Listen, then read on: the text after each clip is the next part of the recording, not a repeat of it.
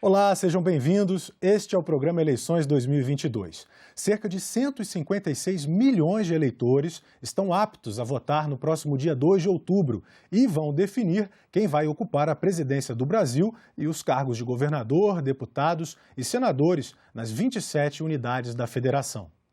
A campanha está em pleno vapor, tanto nas ruas como nas redes sociais, e hoje nós vamos falar sobre as regras eleitorais. O nosso convidado é Antônio Carlos Freitas Júnior, mestre em Direito pela Universidade de São Paulo.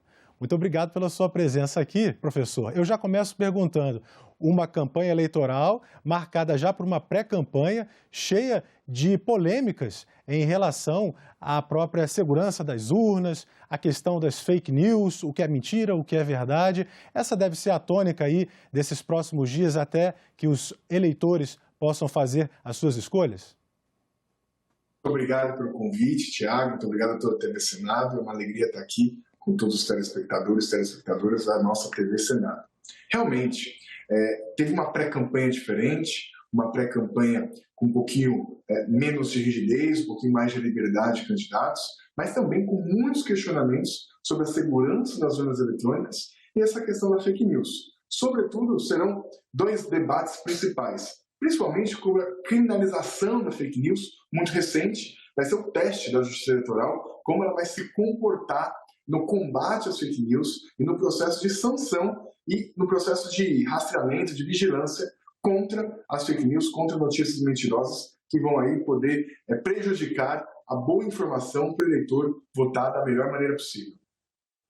Como é que isso vai ser apurado? Ou seja, que tipo de penalidade um candidato que espalhar uma notícia falsa ou agredir o seu oponente com uma mentira, o que ele pode sofrer?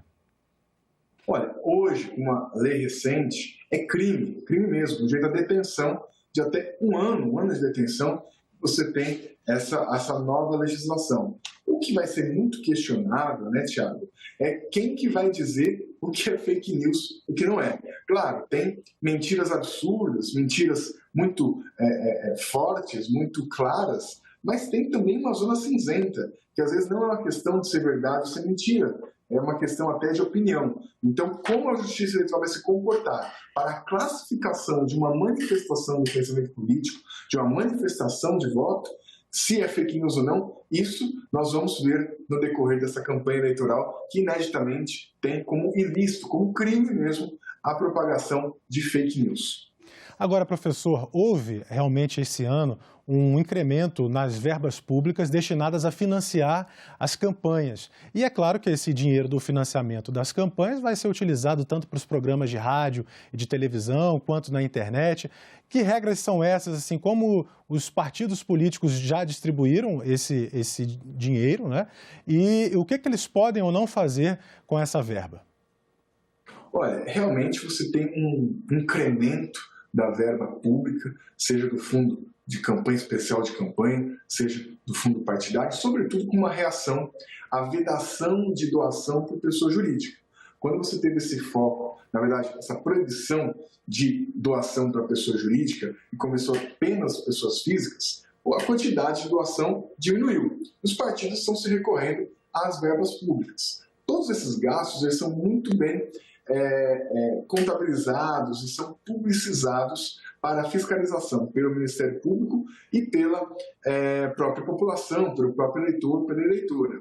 O importante é a gente ter isso em mente, que quem doa é pessoa física e tem que doar no máximo 10% da receita que teve no ano anterior. Então, você não pode ver nenhuma pessoa jurídica, uma empresa pode doar para um candidato. Isso é vedado.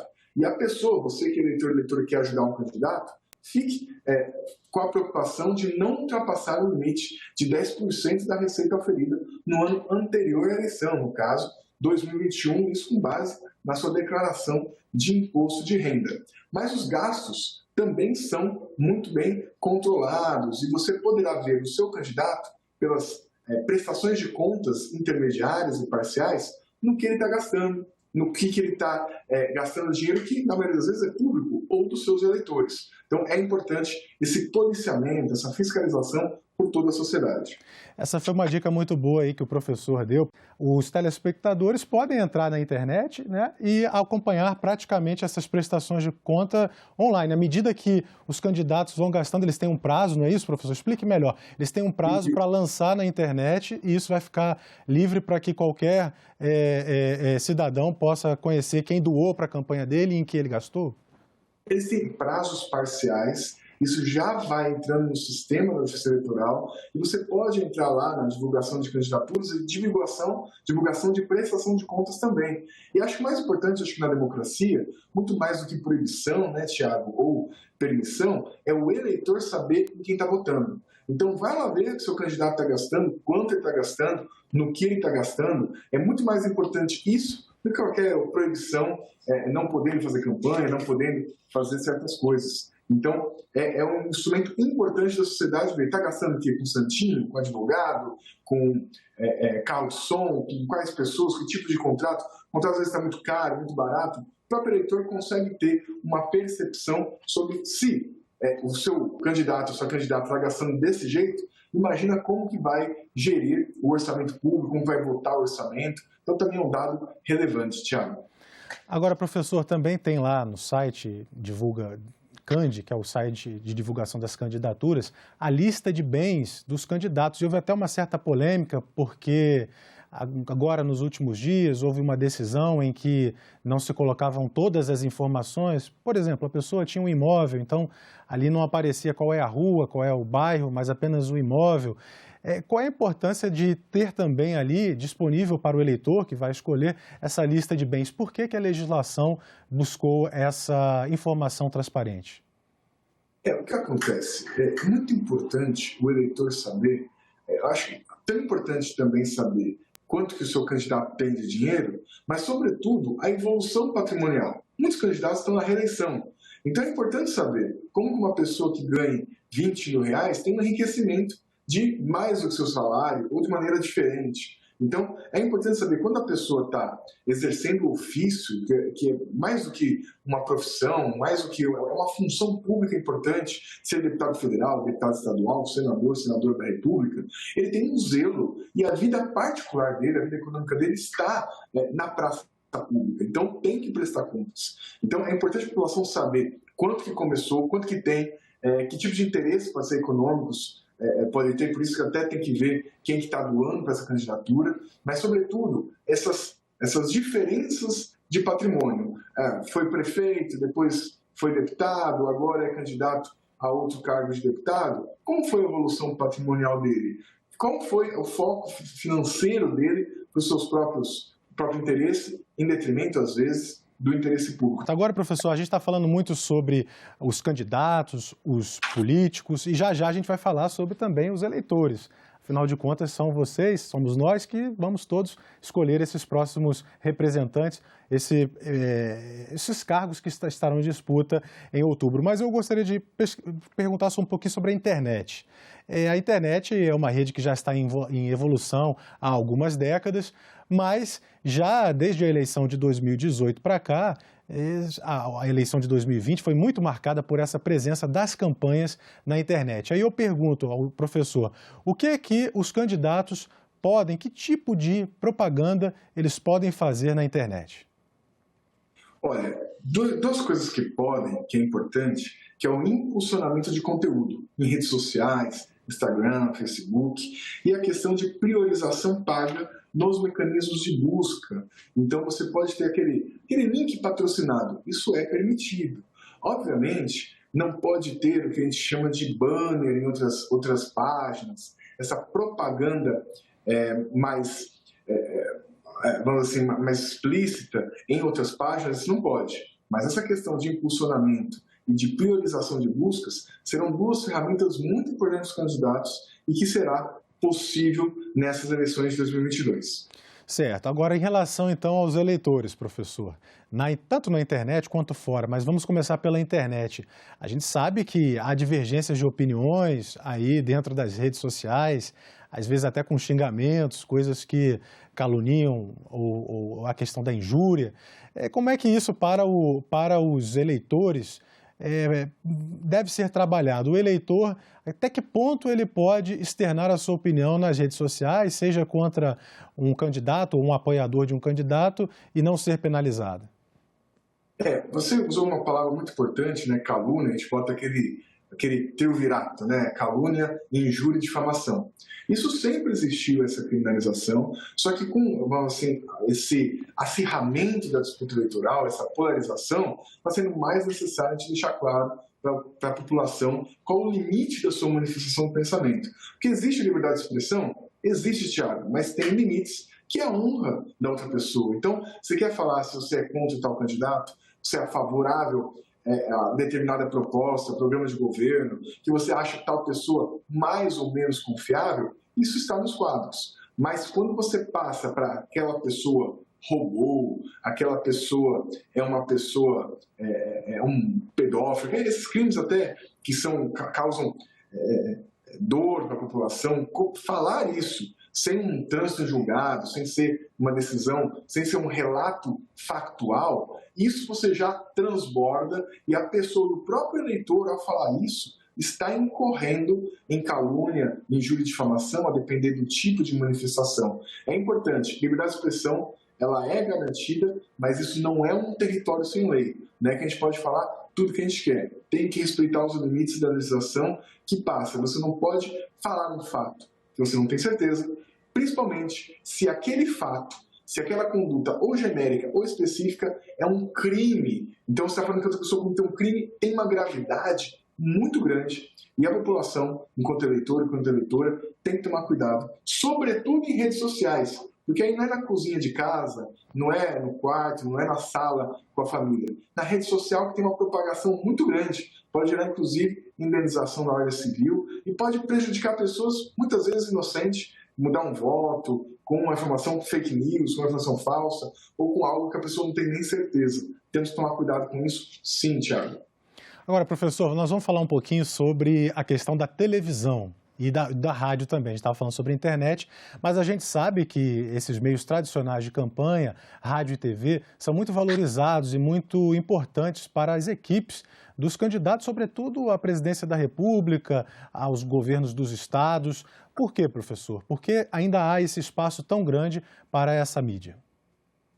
Olha, existe um mito, né, de que a televisão acabou. Mas a gente está vendo recentemente debates eleitorais com um grande número de audiência. Então, a televisão ela é um fenômeno ainda de comunicação de massa e, principalmente, que eu estou dizendo nas palestras que eu dou, nas aulas que eu dou, com essa propagação de fake news, com a falta de credibilidade, a televisão e o rádio continuam sendo um repositório seguro de informação. Então, o que aparece na TV, você tem uma grande probabilidade, tem uma aparência de que seja verdadeiro. Então, o uso desse mecanismo ele é muito necessário e tem que ser utilizado pelos candidatos e candidatas com responsabilidade, sabendo que não pode propaganda paga, participando do horário eleitoral gratuito, participando de maneira proba, e do eleitor, de buscar nessa informação no rádio e na TV uma informação de qualidade, sem ter a dúvida se veio aí no WhatsApp aquele vídeo, se é verdadeiro ou não. Na televisão você tem uma grande probabilidade, enorme probabilidade daquela informação ser verdadeira, daquela imagem ser verdadeira. Principalmente agora, Thiago, essa deepfake, né? Você tem a imagem, você olha, parece que é real, o computador ele faz um desenho que a pessoa está falando, a voz é igual, mas não é real, não é verdadeiro. Então, para mim, em tempos de deepfake, em tempos que a tecnologia da inteligência artificial consegue fazer desenhos inimagináveis, a televisão e o rádio, esses mecanismos clássicos, esses canais clássicos de comunicação de massa, são um repositório muito fiel e muito confiável que a população e os candidatos precisam usar com transparência, com responsabilidade e com volume. Agora, professor, uma novidade dessa campanha eleitoral, desse período de eleições, foi a criação das chamadas federações partidárias, que até tem um pouco a ver com essa questão do tempo de rádio e TV, né, que a gente estava falando, mas também por uma certa proximidade para disputar realmente as eleições.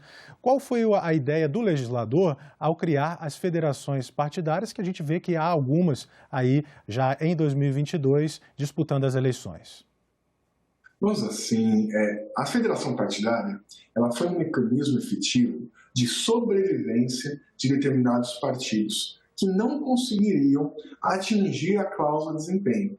O Congresso Nacional, né, criou a cláusula de desempenho, que nada mais é do que a necessidade de um partido político para ter acesso à televisão, acesso a verbas, ter um percentual mínimo de votos na eleição de deputado. Alguns partidos estavam com as suas projeções com risco de não ter esse tipo de prerrogativa partidária.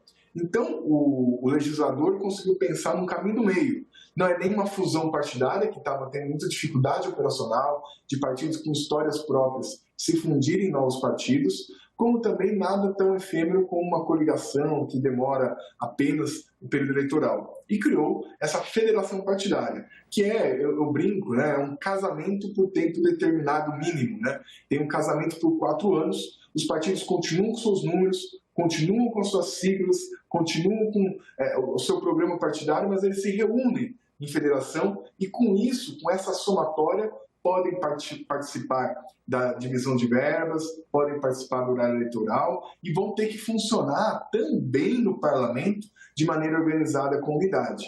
Agora, professor, esses cargos de deputado, tanto federal, distrital e também estadual, que as pessoas vão votar agora em outubro, eles são importantes porque eles têm uma lógica própria, são cargos proporcionais, então o eleitor tem que olhar ali a lista completa do partido, né? Porque às vezes ele escolhe um candidato que ele conhece, que ele quer votar, mas na verdade ele está votando também no partido onde a pessoa mais votada vai pegar a primeira cadeira. É isso que é? Como é que funciona esse processo? Isso mesmo, Thiago. É muito importante o eleitor, eu faço isso, falo isso em palestras, falo isso muitas vezes porque o eleitor precisa ter informação para votar bem. O importante do eleitor entender é que a distribuição de cadeiras não tem nenhuma relação com o voto no seu candidato específico. A primeira votação, o primeiro cálculo é cadeiras para partidos, com base nos votos dos partidos, seja aquele famoso voto de legenda, seja a somatória dos candidatos, de todos os candidatos da chapa. Então, se você votou no candidato A e ele é do partido X, o primeiro voto que vale é partido X. Vamos assim fazer uma brincadeira. A Justiça Eleitoral, num primeiro momento, nem vê em quem foi o candidato A, só vê partido X. E aí distribui as cadeiras do parlamento para aquela quantidade de partidos. Depois que distribuiu o parlamento, já sabe quantas cadeiras, quantos deputados e deputadas cada partido vai ter, depois que a Justiça Eleitoral abre ali a urna, que descobre, nesse partido, quem foram os mais votados? Um partido tem 10 vagas. Quem são os 10 mais votados?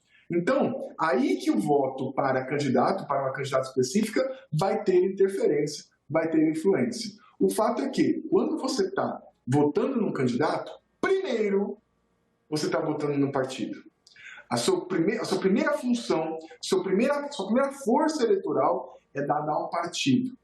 Depois que vai ser contabilizada essa questão do candidato específico. Então, se você está votando num candidato A, B ou C, é importante saber, os outros candidatos, eles concordam mais ou menos com essas ideias?